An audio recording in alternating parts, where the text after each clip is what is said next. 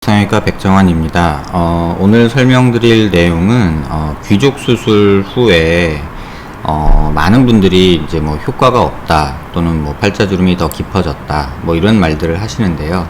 저번 포스팅에서도 여러 번 말씀을 드렸는데 오늘은 많이 귀족 수술 시행 시에 많이 사용하는 실리콘 보형물과 고어텍스 보형물이 실제로 삽입된 경우에서 어떤 모습으로 또 남아있는지 또 어떤 부작용들이 있는지에 대해서 좀 동영상으로 설명드리고자 합니다. 이 환자분은 고어텍스로 귀족 수술을 시행받으신 분인데요. 지금 왼쪽에서 보시는 이 부위가 지금 이렇게 네모나게 되어 있는 이 부위가 뼈 침식이 약간 일어난 모습입니다. 이쪽에도 보면은 뼈 침식이 조금 일어나 있고 이런 가골들이라고 해서 보형물 주변으로 이렇게 뼈가 조금 자라난 모습도 관찰이 됩니다. 뼈 침식이라는 거는 압력에 의해서 뼈가 주저앉는 현상이고요. 그러면 압력에 의해서 주저앉으면서 약간 그 가 쪽으로는 모서리 쪽으로는 약간 이렇게 가골이라고 해서 약간 튀어나오는 이러한 뼈를 형성하게 됩니다. 여기 보시는 이런 것들이 가골인데요. 이런 것들이요. 그래서 그 부분을 좀 확대해 보면 보형물이 있는 자리에는 약간 이렇게 꺼지는 뼈가 약간 주저앉는 듯한 형식의 뼈 침식이 이렇게 일어나게 되고요. 그 다음에 그 주변으로 이런 가골들이 이렇게 형성이 되게 됩니다. 고어텍스의 경우는 이렇게 음영을 조절을 해봐도 그 보형물의 형태가 정확하게 나타나지 않는데요. 이쪽은 이렇게 조금 나타나는데 반해서 이쪽은 나타나기 전에 약간 노이즈가 껴서 보형물의 형태를 정확하게 CT상에서 일반적인 이제 개인 의원에 있는 홈빔 CT로는 확인이 불가능한 단점이 있습니다. 그래서 이런 경우에는 사실은 이런 섹션보다는 이렇게 자른 모습에서 보시면요, 안와에서부터 살살 밑으로 내려가다 보면 이렇게 보형물이 조그맣게 나타나는 모습을 볼 수 있습니다. 이쪽에도 보형물이 보이고요. 지금 이렇게 보면 요 녀석이 보형물이고요. 여기가 보형물이 되겠습니다. 근데 보형물 밑바닥으로 보면 이렇게 약간 하얗게 뼈 같은 것이 보이는데요. 이거는 이제 보형물 주변으로 조직이 자라 들어가면서 일부 뼈가 형성되기도 하는 모습을 관찰할 수 있습니다. 이거는 이따 사진에서 제가 다시 한번 말씀드릴 텐데요. 보형물이 보면은 이쪽도 경계가 좀 보이고요. 이쪽도 경계가 조금 보이는 모습을 볼 수 있습니다. 하지만 왼쪽과 오른쪽이 약간 다르게 삽입된 모습이 이 모습에서도 관찰이 되고요. 앞서 말씀드렸던 3차원 이미지 상에서도 이렇게 보형물의 모습이 조금은 좌우측이 다른 이런 형태를 보이게 됩니다. 수술 중에 봤던 보형물의 모습인데요. 이쪽 왼쪽은 이쪽이거든요. 왼쪽은 이렇게 니은자 모양으로 보형물이 삽입이 되어 있고 이쪽 뼈 경계 부위까지 이렇게 보형물이 된 모습이 삽입된 모습이 보이고요. 오른쪽은 약간 삐꾸름이 돌아가 있는 모습인데요. 사실 회전이 일어나서 기역자, 그러니까 이쪽이 니은자라면 반대쪽은 기역자 형태로 약간 돌아간 모습입니다. 다시 말하면 니은자 형태의 보형물이 이쪽에서는 이렇게 기역자 형태로 삽입이 되어 있는 모습이었습니다. 제거한 모습인데요. 실제로 삽입된 것도 좌측에서는, 이쪽이 좌측인데요. 좌측에서는 이런 모습으로 삽입이 되어 있고 우측에서는 약간 이렇게 회전이 일어나서 밑으로 조금 돌아서 이런 형태로 삽입이 된 모습입니다. 또 요 부위, 보형물의 요 부위가 약간 이 피리폼 어퍼처 안쪽으로 이렇게 비강 쪽으로 조금 더 밀고 들어온 이런 모습이 관찰이 됩니다. 높이는 대략 요 정도 되고요. 고어텍스 제거한 후의 모습입니다. 그 다음에 고어텍스 제거한 후에 뼈 바닥 모습을 보시면 여기 보면 이 부분은 지금 제가 이제 지혈을 위해서 조금 이렇게 전기 소작을 해서 조금 까맣까맣하게 보이는데요. 이쪽은 조직이 자라나오면서 이쪽에서 블리딩이, 그러니까 피가 좀 질질질질 하고 나오게 됩니다. 그래서 지혈을 하기 위해서 이렇게 전기 소작을 했고요. 이쪽 부분도 보시면 이렇게 뼈가 침식이 되면서 좀 가라앉은 모습이 이쪽에서 관찰이 되고요. 이쪽도 역시 초점이 조금 안 맞았지만 이렇게 침식이 일어나서 주저앉은 모습이 관찰이 됩니다. 그래서 이 환자 같은 경우에 보형물이 이렇게 들어있는데 실제로 이렇게 보시면 여기 뼈 침식된 모습이 관찰이 되고요.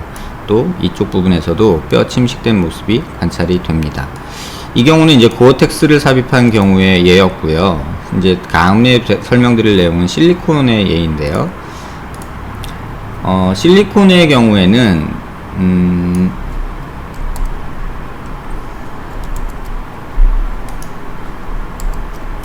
실리콘에 삽입된 경우인데요. 이 경우에서 보시면 실리콘이 좌우가 대칭이 되지 않고 오른쪽은 바깥쪽으로 들어가고 왼쪽은 아래쪽으로 이렇게 좀 처진 모습이 관찰이 됩니다. 나사를 통해서 이렇게 보시면 나사를 통해서 보형물을 고정을 했음에도 불구하고 실질적으로는 보형물이 이렇게 휘어져 있는, 돌아가 있는, 양쪽이 비대칭인 모습이 관찰이 되는데요. 이 사진은 제가 정리해 둔 모습인데요. 이 CT에서 보형물이 안 나오는, 다시 말하면 이런 음영으로 보면은 뼈 침식량이 여기에 이렇게 보형물이 있는 부위로 해서 뼈 침식과 이렇게 가골이 이렇게 형성된 모습이 보이고요. 이쪽 사진에서도 보시면 이렇게 고정을 위해 삽입된 나사와 이렇게 가골이 형성된 모습이 보입니다. 보형물 음영을 다시 보면은 이렇게 보형물이 좌우측이 비대칭으로 있는 모습이고요. 이렇게 보형물을 조금 보기 위해서 음영을 조절을 해보면 이런 식으로 보형물이 보이게 되는데요. 지금 이렇게 보형물이 보이는 경우는 이제 고해상도 이미지를 CT를 찍기 때문에 이런 이미지가 보이는 거고요. 지금 보시면 보형물이 이쪽 잇몸까지 조금 침범해서 내려올 수 있는, 만져지는 그런 상태가 된 것 같고, 고정이 왜 이렇게 됐는지 모르겠지만 고정이 적절한 위치에 일단 되지 못했고 좌우 비대칭이 있었고, 그 다음에 고정을 위한 나사 삽입도 왼쪽 오른쪽이 좀 다른 형태였습니다. 실제 제거한 이미지에서 보시면 이렇게 나사가 박혀 있고 실리콘 보형물이 약간 찢어져 있는 모습이 또 관찰이 됐습니다. 이 모습은 이제 보형물 제거하고 노블캣, 이 경우에는 노블캣이 아니라 이제 귀족 수술인데요. 이제 본시멘트로 보형물을 삽입한 모습이고요. 옆에서 봐도 이렇게 뼈 침식된 모습이 관찰이 되고요. 보형물이 이렇게 있는 라인 따라서 이렇게 뼈 침식이 약간 있는 모습이 관찰되고, 이건 삽입된 본시멘트 보형물이 삽입된 모습입니다. 이쪽도 보면은 이쪽 잇몸 아래쪽까지 이렇게 보형물이 있는 데 주변으로 해서 이 치아 뿌리 가까이까지 이렇게 침식이 일어나서 보형물 형태가 이렇게 보이는 모습이고요. 보시면은 이 치아 뿌리가 여기 있는데 거의 가까이 있기 때문에 이 경우에 있어서는 그냥 둘 경우에는 행여나 확실하진 않지만 이렇게 치아 뿌리에 손상을 줄 수도 있지 않을까 생각이 됐고요. 보형물 삽입된 모습입니다. 이런 환자들이 종종 관찰이 됩니다.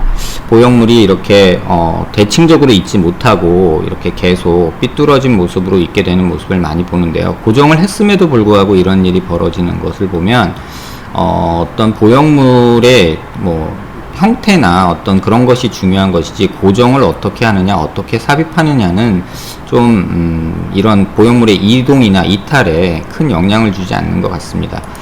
그래서 보면 이 환자분 고어텍스의 경우에서도 대칭성을 이루는 경우는 실질적으로 제가 3D CT를 사용한 지 거의 한 7년 정도 돼 가는데요. 원내에서 3D CT 촬영을 해보면 귀족 수술을 하신 분들의 경우에 있어서 굉장히 많은 경우에 있어서 대칭이 이루지 못하고 비대칭으로 또는 회전이나 변이가 일어나서 보형물이 이탈한 경우를 많이 보게 됩니다. 그래서 앞서 설명드린 대로 정확한 고정이 되기가 사실은 힘들고, 또 나사 고정을 한다고 해서 완전히 안심할 수도 없고, 고정을 통해서 정확한 위치를 확보하려면 결국 나사 하나로도 부족하고 나사 2개 정도는 삽입을 해서 돌지 않도록, 회전하지 않고 변이되지 않도록 고정을 해줘야 되는데, 현실적으로 귀족 수술을 하면서 나사 고정을 하는 경우도 드물거니와 또 이걸 2개를 사용하는 경우는 더욱 드문 것 같습니다.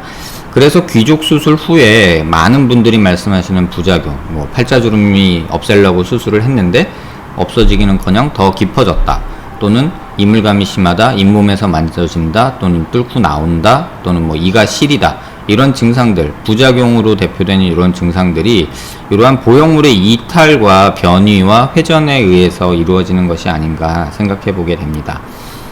그래서 제가 전에 설명드린 대로 팔자 보형물, 팔자주름을 해결하기 위해서 보형물을 삽입할 때는 적절한 위치를 잘 선택해야 된다고 말씀을 드렸는데요.